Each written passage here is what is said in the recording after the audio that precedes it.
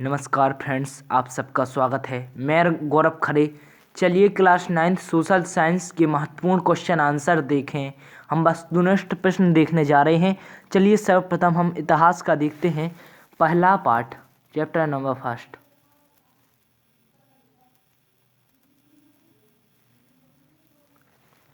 देखिए, हम class 9th विषय इतिहास अध्याय 1 फ्रांसीसी क्रांति के वस्तुनिष्ठ और महत्वपूर्ण क्वेश्चन आंसर का यानी उत्तर देने जा रहे हैं। चलिए, तो पहला प्रश्न है, सन 1774 में ईस्वी में फ्रांस की राजगद्दी पर कौन आसीन हुआ? ऑप्शन नंबर 1 लुई प्रथम, ऑप्शन नंबर 2 लुई द्वितीय, option number 3 Louis XVI, option number 4 इनमें से कोई नहीं। तो इसका सही आंसर लुई XVI है, क्योंकि यह पीले रंग से अंडरलाइन है और यह आप अपनी किताब में देखेंगे तो आपको किताब या गाइड में भी मिल जाएगा। उसके बाद है कि लिब्रे क्या है? ऑप्शन नंबर 1 फ्रांस की मुद्रा, option number 2 France liberation party, option number 3 फ्रांसीसी कर, ऑप्शन नंबर 4 इनमें से कोई नहीं। तो लिब्रे जो था वह फ्रांस की मुद्रा थी, इसलिए ऑप्शन नंबर 1 इसका सही होगा। ठीक है, क्योंकि यह पीले कलर से अंडरलाइन है और यह जो पीले कलर से अंडरलाइन है वही आंसर यानी ऑप्शन वही सही है। चलिए, तीसरा प्रश्न देखें। सीधे राज्य को अदा किए जाने वाला कर उसे कहते हैं? Option number 1 tile, option number 1 tide, option number 2 tile, option number 3 सैन्य कर, ऑप्शन नंबर 4 इनमें से कोई नहीं। तो इन चारों में से दूसरा जो टाइल है वह सही है, क्योंकि सीधे राज्य को अदा किए जाने वाले कर को टाइल कर ही कहते हैं, आपने यह पढ़ा होगा।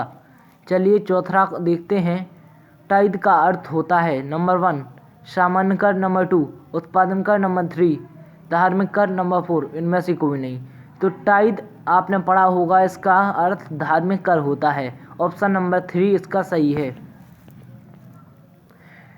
अब क्वेश्चन नंबर 5 देखते हैं। फ्रांसीसी क्रांति कब शुरू हुई थी? ऑप्शन नंबर 1 14 जुलाई सन 1789, ऑप्शन नंबर 2 17 जुलाई सन 1795, ऑप्शन नंबर 3 1 जुलाई सन 1780, ऑप्शन नंबर 4 इनमें से कोई नहीं। तो फ्रांसीसी क्रांति की शुरुआत 14 जुलाई 1789 में हुई थी, यह हमने पढ़ा है, इसलिए इसका फर्स्ट नंबर सही होगा। उसके बाद है, चर्च के विशेष कार्यों को करने वाले व्यक्तियों के समूह को कहा जाता है? ऑप्शन नंबर 1 किसान वर्ग, ऑप्शन नंबर 2 पादरी वर्ग, ऑप्शन नंबर 3 मजदूर वर्ग, ऑप्शन नंबर 4 इनमें से कोई नहीं। तो चर्च के विशेष कार्यों को करने वाले व्यक्तियों को पादरी वर्ग कहा जाता है, इसलिए इसका ऑप्शन नंबर दूसरा सही है। नंबर 3, फ्रांसीसी क्रांति किस शहर से शुरुआत हुई थी? ये थोड़ी मिस्टेक है यह क्वेश्चन। फ्रांसीसी क्रांति की शुरुआत किस शहर से हुई थी, ऐसा होना था। तो इसका उत्तर होगा पेरिस। आपने पढ़ा होगा कि पेरिस की घटना थी यह पूरी पाठ में। ऑप्शन नंबर 1 है ब्रिटेन, ऑप्शन नंबर 2 है रोम, ऑप्शन नंबर 3 है पेरिस, ऑप्शन नंबर 4 है इनमें से कोई नहीं। तो इसका ऑप्शन नंबर 3 सही होगा। उसके बाद है, मार्शले क्या है? ऑप्शन नंबर 1 फ्रांस का राष्ट्रीय गीत, ऑप्शन नंबर 2 फ्रांस का राष्ट्रगान, रूस का राष्ट्रगान, ऑप्शन नंबर 3 ब्रिटेन का राष्ट्रीय झंडा, ऑप्शन नंबर 4 इनमें से कोई नहीं। तो मार्शले जो था वह फ्रांस का राष्ट्रीय गीत था, यह हमने किताब में पढ़ा है, इसलिए इसका ऑप्शन नंबर 1 सही होगा। उसके बाद हम 10वां क्वेश्चन देखते हैं। नेपोलियन बोनापार्ट कौन था? नंबर 1 जर्मनी का सम्राट, नंबर 2 फ्रांस का सम्राट, नंबर 3 रूस का सम्राट, नंबर 4 इंग्लैंड का सम्राट। तो नेपोलियन बोनापार्ट फ्रांस का सम्राट सन 1804 में बन चुका था, इसलिए वह फ्रांस का सम्राट था। इसका ऑप्शन नंबर 2 सही है। उसके बाद हम क्वेश्चन नंबर 10वां देखते हैं। आतंक का राज्य किसने स्थापित किया? ऑप्शन नंबर 1 लुई सुलेवा ने, ऑप्शन नंबर 2 नेपोलियन बोनापार्ट ने, ऑप्शन नंबर 3 रॉबेस्पियर ने, ऑप्शन नंबर 4 इनमें से कोई नहीं। तो हम बता दें आपको, आतंक का राज रॉबेस्पियर ने लागू किया, जिससे किसानों को और दस्तकारों को काफ़ी परेशानी हुई थी, यह आपने पढ़ा होगा। अब हम पढ़ते हैं क्वेश्चन 11 की ओर। ओलंप दे गूज कौन थी? ऑप्शन नंबर 1 क्रांतिकारी महिला, ऑप्शन नंबर 2 सामाजिक महिला, ऑप्शन नंबर 3 चित्रकार महिला, ऑप्शन नंबर 4 उनमें से कोई नहीं। तो ओलंप दे गूज विशिष्ट क्रांतिकारी महिला थी, जिन्होंने महारानी के समक्ष एक आवेदन प्रस्तुत किया था, आपने पढ़ा होगा। आप चलिए प्रश्न 12 पर चलते हैं। फ्रांसीसी कॉलोनियों में दास्ता कब समाप्त हो गई? Option number 1 1857, option number 2 1848, option number 3 1957, option number 4 इनमें से कोई नहीं। तो मैं आपको बता दूं फ्रांसीसी कॉलोनियों में दास्ता सन 1848 में समाप्त हो गई थी। यह किताब में लिखा है, आपने अच्छे से पढ़ा होगा। अब हम क्वेश्चन 13 की ओर बढ़ते हैं। फ्रांस की राजधानी कौन है? Paris, London, Delhi, Beijing. तो फ्रांस की राजधानी पेरिस है, इसका ऑप्शन नंबर फर्स्ट सही होगा। चलिए अब क्वेश्चन नंबर 14 पर आते हैं हम कि 1889 ईस्वी में फ्रांस में क्रांति किसके शासनकाल में हुई? नंबर 1 लुई 15वां, नंबर 2 लुई 18वां, नंबर 3 लुई 16वां और ऑप्शन नंबर 4 लुई 14वां। तो ऑप्शन नंबर 3 इसका सही होगा। लुई 16वें के शासनकाल में फ्रांसीसी क्रांति हुई थी। यह किताब के मुख्य पेज पर ही आपको मिल जाएगा।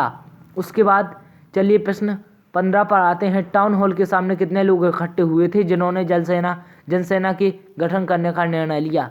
तो option number 1 6000, option number 2 5000, option number 3 7000, option number 4 1 lakh. तो आपने पढ़ा होगा टाउन हॉल के सामने 7000 लोग एकत्रित हुए थे जिन्होंने जनसेना बनाने का गठन किया और फिर विजयनगर के पूर्वी भाग की ओर चले गए थे और बास्तिल की जेल को तोड़ डाला था। आपने इसे अच्छे से जरूर पढ़ा होगा, इसलिए इसका थर्ड आंसर सही है, यानी ऑप्शन नंबर 3 सही है। उसके बाद क्वेश्चन 16 पर आते हैं। मैनर क्या था? भवन, गांव, एस्टेट, इनमें से कोई नहीं।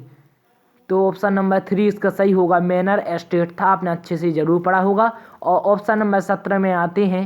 फ्रांस में द्वितीय स्टेट के अमीर वर्ग को क्या कहा जाता था? ऑप्शन नंबर 1 पादरी वर्ग, ऑप्शन नंबर 2 कुलीन वर्ग, ऑप्शन नंबर 3 मध्य वर्ग, ऑप्शन नंबर 4 राजशाही। तो मैं आपको बता दूं फ्रांस में द्वितीय स्टेट के अमीर वर्ग को कुलीन वर्ग कहा जाता होगा, इसलिए ऑप्शन नंबर 2 इसका सही है। यदि आपको वीडियो पसंद आया हो तो लाइक करें और हमसे जुड़ें। हम आपके क्लास 9th की पूरा सिलेबस करने की जिम्मेदारी लेते हैं। और ये देख लेना आप, इस बात का मैं चैलेंज देता हूं आपको कि इन्हीं क्वेश्चनों में से पेपर में आपके पूछे जाएंगे, इसलिए इनको अच्छे से मैं बार बार कह रहा हूं, इनको तैयार करके जाएं और पूरे फुल में फुल मार्क्स जरूर पाएं। और अगर वीडियो आपको थोड़ा कम समझ में आया हो तो एक बार और देख लें और बार बार प्रैक्टिस करें, क्योंकि हमें अच्छी मार्क्स अर्जित करना है। धन्यवाद, मिलते हैं अगले वीडियो में, और अगले वीडियो में आपका अध्याय 2 होगा।